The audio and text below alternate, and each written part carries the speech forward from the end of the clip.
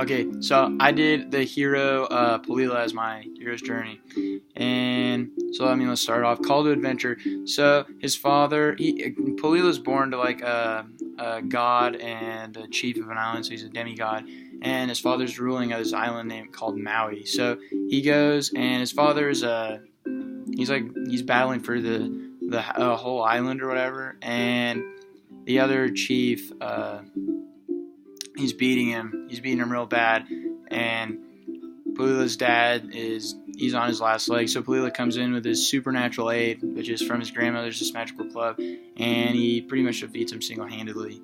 So he crosses the threshold when he decides that he just wants to adventure around. He doesn't want to stay on the same island. So he goes and he does that, and he reaches the belly of the whale when he reaches this island, and there's this magical shark, and he goes and he kills this magical shark because it's terrorizing this island, and he proves to this chief of the island he's like a good dude, and so he meets the chief's daughters, and then he wants to marry him. So the chief makes him go through these road of trials to marry his daughters. So he goes and he has to like become a human on that island, I guess, in a sense. He has to in the own island's culture, he has to become their kind of human, I guess, or whatever.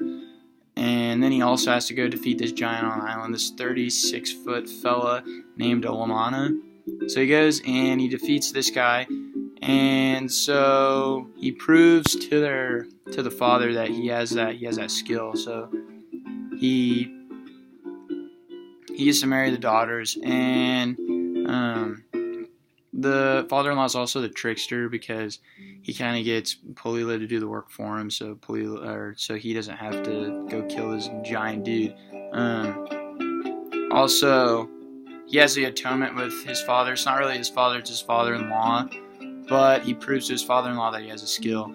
Apotheosis. So he doesn't really have any apotheosis. He was born a demigod. His refusal to return. So Palila becomes a chief, and he's ruling his island, and he kind of hung up his cleats, I guess, in a sense. So he's not doing his thing anymore. So that's where he's at. And then the magic flight. So his island goes into battle, but he doesn't really want people to know that he's going into battle to fight with them. So he goes undercover. So he crosses the threshold again. He goes undercover and he battles with them, and they end up winning. And so he gets his freedom to live when he uncovers himself, and people realize that he's the chief of the island, and he just kind of lives with it, and people kind of live with it, and it's all good. So, yep, that's Palila's epic journey.